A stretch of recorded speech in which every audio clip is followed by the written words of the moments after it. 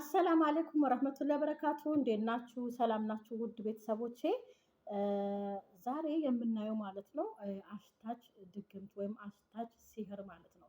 እንግዲህ ሰው አፌ ይሸታል ወይም ሰውነቴ ይሸታል የሆነ ነገር ይሸታል ብሎ የመጨነቅና የማሰብ ለምሳሌ እናንተ ከሰው ዘንድ ከሰው ፊት እንደዚህ አይነት ሰው ሆናችሁ ተሸማቃችሁ እድሜ ልካችሁን በሙሉ አስተሳቀቁ እንድትኖሩ ታስቦ የተደረገ የሽታ የሚያሸት ሰውነትን አፍን የሆነ ነገርን የሚያሸት ድግምት ወይም ሲህር ተደርጎ ከሆነ የምታውቁበት ምልክቶችን አሁን እዘረዝራለሁ ማለት ነው። ከነዚህ ምልክቶች 3-4ቱን ከተመለከታችሁ እንግዲህ እድሜ ልካችሁን እንደዚህ እየተሰቃያችሁ ከምትኖሩ መፍትሄውን ወደ ሃይማኖታዊ ትዕዛዛቶች በመመለስ ሩቅያ ማድረግ የምትፈልጉ ከሆነ ሩቅያ ማድረግ፣ ጸበል የሚገባ ሰው በጸበል ራሳችሁን መፈወስ እንዳለባችሁ የሚናገር ነው ማለት ነው። ምክንያቱም አንዳንድ ጊዜ እንደዚህ አይነት ነገር ላይ አናምንም በማለት ተፈጥሯችን እየመሰለን እየተሳቀቅን እየተሸማቀቅን እንኖራለን። በህክምና አንድ ነገር በህክምና ሄዳችሁ ህክምና ላይ መፍትሄ ካላገኛችሁ ህክምና ላይ ውጤት ከሌለው ይሄ ምናልባት መንፈሳዊ ነገር ሊሆን ይችላል ወደሚለው ግምት ገብታችሁ በመንፈሳዊ ህክምና ማግኘት ወይም ደግሞ ችግራችሁን በመንፈሳዊ መፍታት አለባችሁ ማለት ነው። እና ዛሬ እንግዲህ አሁን ዘረዝርላችሁን አይታችሁ እነዚህ ምልክቶች በ2-3 በላይ ካለባችሁ ቀጥታ ከመሰቃየት ወደ መፍትሄው ትገባላችሁ ማለት ነው። ልግባና አሁን የአንድ ቁጥር ብዬ ልጀምርላችሁ ማለት ነው። በነገራችን ላይ ላይክ ሰብስክራይብ አድርጉ። እስኪ ላይክ አድርጉ። ለምንድን ነው የምትሳስቱት? እኔ ግራ ግብት ነው የሚለኝ። የሌሎቹ ዜጎችን እኮ ዩቱብ ብታዩት የሆነ የማይጠቅም ነገር ነው ቪዲዮ የሚሰሩት ወላሂ ለአዚም ግን በጣም እርስ በርሳቸው ይደጋገፋሉ፣ ላይክ ያደርጋሉ። ለምሳሌ ላይክ ስታደርጉ ብር ከእናንተ የሚቆጥር የሚያነሳ ቢሆን ኖሮ እኛም ላይክ አድርጉ አንላችሁም ነበር። ግን ከእናንተ ምንም ነገር የምታጡት ነገር የለም። ቪዲዮ ራሱ ባትወዱትም ደስ ባይላችሁም ራሱ ለማበረታታት በቅንነት ላይክ አድርጉ። ምን ችግር አለው? ላይክ ስታደርጉ ወደ ሌላ ወደሚፈልጉት እንዲሰራጭ ማለት ነው። እና ላይክ አድርጉ፣ አትሰስቱ። አንድ ሰከንድ ወይም ምንም አይነት ደቂቃ ለማይወስድ ላይክ በጣም አይታችሁ ዝም ብላችሁ ነው የምትወጡት። ምን ችግር አለው ብታደርጉ? ማለት ብታበረታቱ ሰውን በቃ እንዲሰራ ፍላጎቱን ወይም ደግሞ ለሌላ ሰው እንዲዳረስ ብታደርጉ ችግር የለውም እና ላይክ አድርጉ። እሺ አሁን ወደ እንትኑ ስገባ አንድ ቁጥር አፌ ሸት ይሆን የሚል ስሜት በተደጋጋሚ አፌ ሸት ይሆን እንዴ በቃ ራሳችሁን ትጠራጠራላችሁ ማለት ነው። አፌ ይሸታል ወይም አፌ ሸት ይሆን እንዴ የሚል ጥርጣሬ በላያችሁ ላይ ያድራል ማለት ነው። እንደዚህ እንድትሸቱ ሲህር ድግምት ወይም ደግሞ ጅኒ ራሱ በቃ ራሳችሁ ወይም በጅኒ ተይዛችሁም ከሆነ ይህንን ሊያመላክት ይችላል።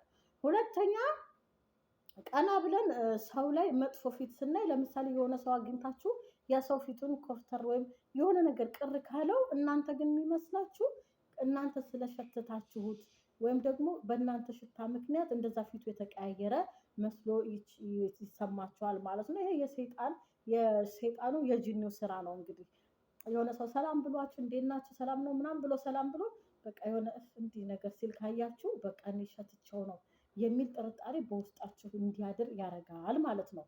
አብዛኛውን ጊዜ ይደጋገምባችኋል እንደዚህ።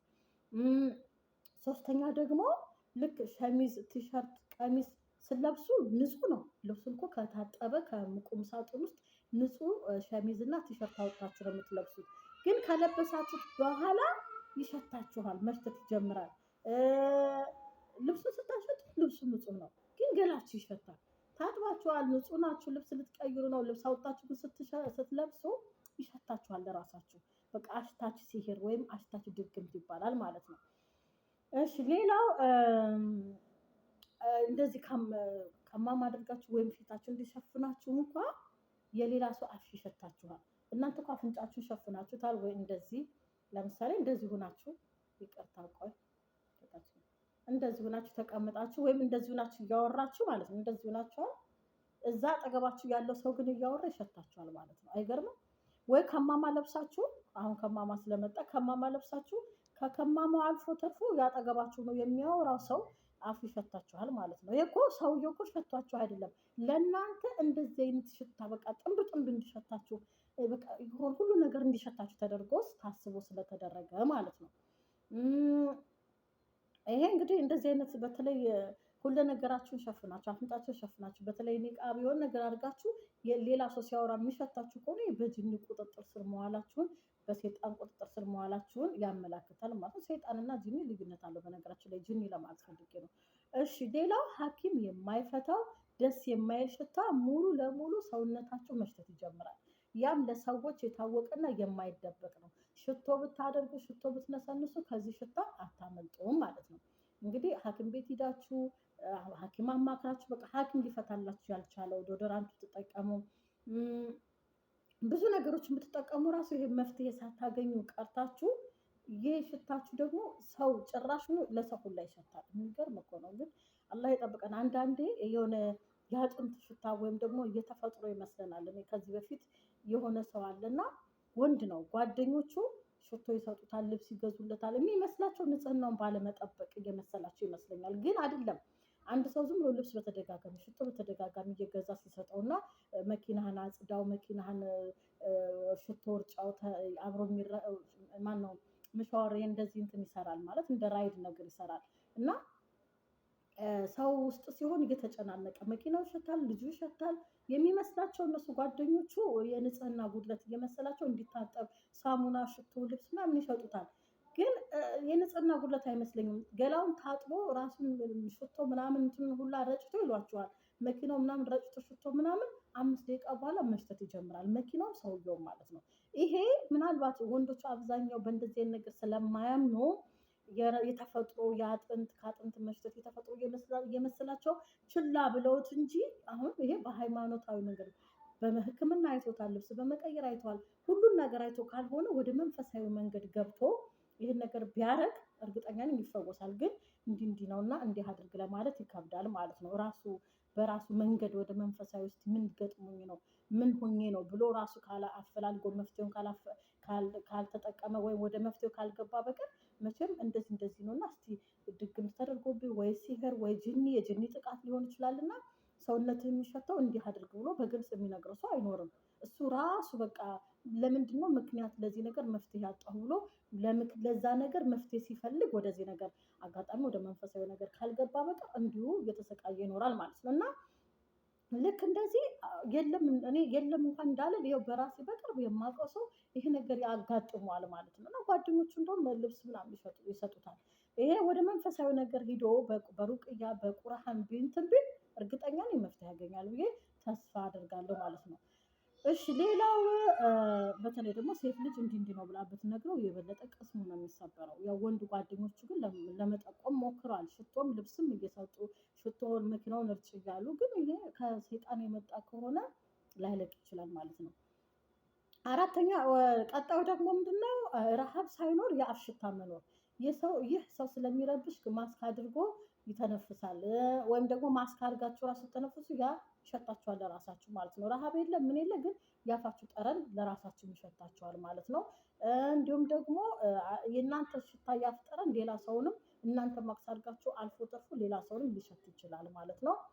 ቀጣዩ አይን ወይም ከአይን ወይም ከአፍንጫ ወይም ከመንጋጋ ስር ጠጣር ድንጋይ መሰል ነገሮች መውጣት። አሁን ለምሳሌ ከመንጋጋ የሆነ ከትላንት ወዲያ የበላችሁት ምግብ ሊመስላችሁ ይችላል። ድንገት ካፋችሁ ይወጣል፣ ግን በጣም ሽታ ያለው ማለት ነው። እንደ ጠጣር ነገር ክብ ነገር የሆነ ከሆነ ነገር ቦታ ላይ ይወጣል፣ ግን ሽታ ያለው ካፋችሁ ከጥርሳችሁ ስር ከመንጋጋ ስር ወይ ከአፍንጫ ውስጥ የሚወጣ የሚሸት ነገር ይኖራል ማለት ነው። ጠጣር ነገር ይወጣል፣ ያ ደግሞ ይሸታል ማለት ነው። ቀጣዩ ደግሞ ፊት ላይ የብጉር መብዛት፣ ፊታችሁ ላይ ብጉር መብዛት እንዲሁም ደግሞ ብጉሮቹ ትልልቅ እየሆኑ መቸገር። ይሄ ምንድነው? ከሌሎች ምልክቶች ጋር አብሮ ተያይዞ ሲመጣ እንጂ ብጉር እኔ ራሱ ይኸው እዚህ ጋር አለብኝ። ብጉር ይወጣል። አንዳንዴ የሆርሞን ለውጥ ስናደርግ ብጉር ይወጣብናል። እንደሱ ማለት ሳይሆን ከላይ የሰጧችሁ ምልክቶች ጋር ተጨማምሮ ትልልቅ እየሆኑ ብጉሮች በተከታታይ ያለምንም እንትን እያስቸገራችሁ ከሆነ ይሄ ከምልክቶች አንዱ ነው እንጂ ማንኛውም ብጉር የዛ አመላካች አይደለም። ያማ ከሆነ እኔ እነዚህ ምልክቶች የለብኝም ብጉር ስላለብኝ ይሄ ነገር ነው ልል አልችልም ማለት ነው። ይህ ስለሚወጣብኝ አልፎ አልፎ ይወጣብኛል። እኔ የሆርሞን ለውጥ ሲሆን ነው ያ። ሌላው ደግሞ ቀጣዩ ደግሞ ከእምነት ቦታዎች መራቅ። ይቅርታ ለድምፅ ህፃን ልጅ ድምፅ ይቅርታ።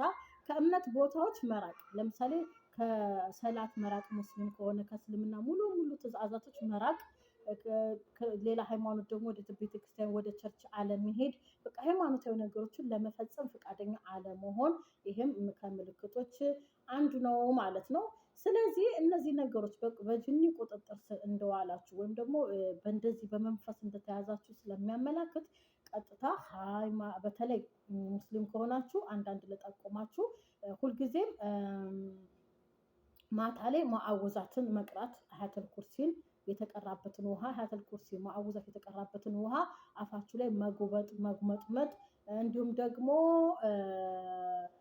በዛ መታጠብ ከነዚህ ነገር እልፍ ካለ ደግሞ ምንም ለውጥ የማታገኙ ከሆነ ያው ቀጥታ ሩቅያ ወደ ሩቅያ አድራጊዎች ሂዳችሁ ሩቅያ ማስደረግ አለባችሁ። ጸበል የሚያስፈልገውም ጸበል ሂዶ ጸበል ማድረግ አለበት። ከነዚህ አሰቃቂ ወይም የሚከብድ ችግሮች መፍትሄ የምታገኙት መንፈስም በመንፈሳዊ መንገድ ነው የሚታከመው ማለት ነው። ከሃይማኖታችን በሚያዘው በየእምነታችን በጸሎትም በሩቅያ መፈወስ አለብን ማለት ነው። እና እስከዛ ሩቅያ ለማድረግ የማትችሉ ቤት ውስጥ አረብ ሀገር ወይም ስራ ቦታ ያላችሁ ሁልጊዜም ከመተኛታችሁ በፊት ሙዓወዛትን ቀርታችሁ ወይም በውሃ መጉመጥመጥ በተቀራበት ውሃ ወይም መታጠብ እንደዛ እያደረጋችሁ ራሳችሁን መፈወስ ትችላላችሁ። ከዛ እልፍ ብሎ መፍትሄ ካላገኛችሁ ወደ ሩቅያ አድራጊዎች ሄዳችሁ ሩቅያ አስደርጉ። ጸበል የሚጠመቅ ጸበል ይጠመቃል።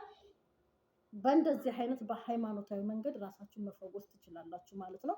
ምንድነው ወይም ምን አሞኝ ነው ውስጤ ታሞ ነው እያላችሁ ከመሰቃየት መንፈስ ሊሆን ይችላል።